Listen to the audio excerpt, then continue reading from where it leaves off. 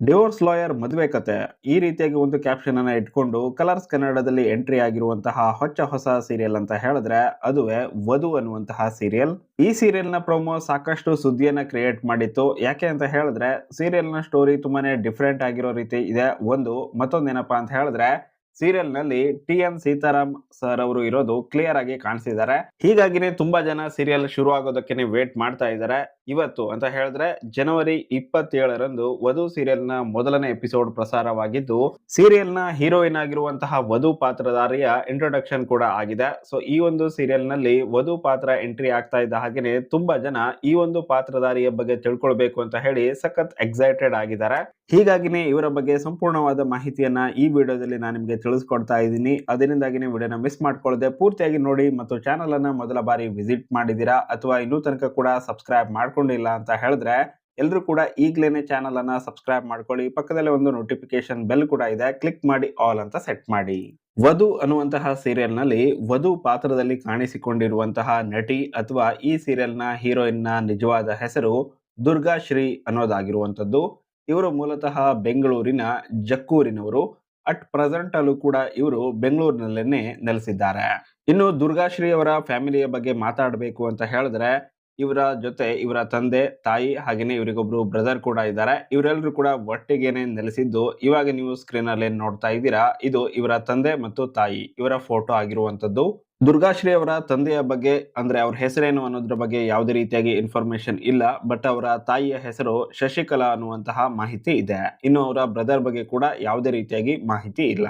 ಇನ್ನು ದುರ್ಗಾಶ್ರೀ ಅವರ ಎಜುಕೇಶನ್ ಬಗ್ಗೆ ನೋಡೋದಾದ್ರೆ ಇವರು ತಮ್ಮ ಪ್ರಾಥಮಿಕ ಹಾಗೇನೆ ಪ್ರೌಢ ಶಿಕ್ಷಣವನ್ನ ಕಂಪ್ಲೀಟ್ ಮಾಡ್ಕೊಂಡಿದ್ದು ಸಹಕಾರ ನಗರದ ಕಾವೇರಿ ಪಬ್ಲಿಕ್ ಸ್ಕೂಲ್ ಈ ಒಂದು ಸ್ಕೂಲಲ್ಲಿ.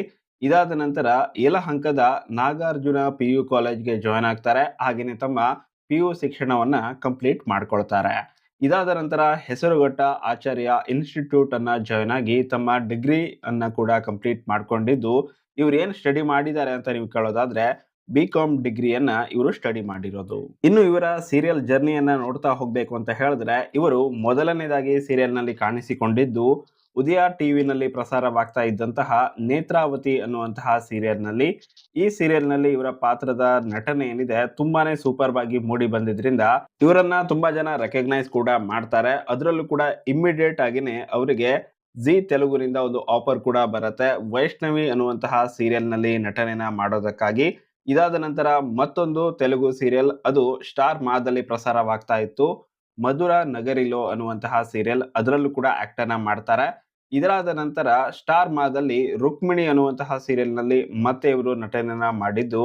ಇದಾದ ನಂತರ ಜಿಮಿನಿ ಈ ಒಂದು ಟಿವಿನಲ್ಲಿ ಅರ್ಧಾಂಗಿ ಅನ್ನುವಂತಹ ಸೀರಿಯಲ್ ಬರ್ತಾ ಇತ್ತು, ಅದರಲ್ಲೂ ಕೂಡ ಇವರು ನಟಿಸಿದ್ದಾರೆ. ಸಾಕಷ್ಟು ತೆಲುಗು ಸೀರಿಯಲ್ ನಲ್ಲಿ ನಟಿಸಿದ ನಂತರ ಮತ್ತೆ ಇವಾಗ ಅವರಿಗೆ ಕನ್ನಡದ ವಧು ಸೀರಿಯಲ್ ನಲ್ಲಿ ಆಪರ್ಚುನಿಟಿ ಸಿಕ್ಕಿದ್ದು ಮತ್ತೆ ಕನ್ನಡ ಕಿರುತೆರೆಗೆ ವಾಪಸ್ ಆಗಿದ್ದಾರೆ ದುರ್ಗಾಶ್ರೀ ಅವರು.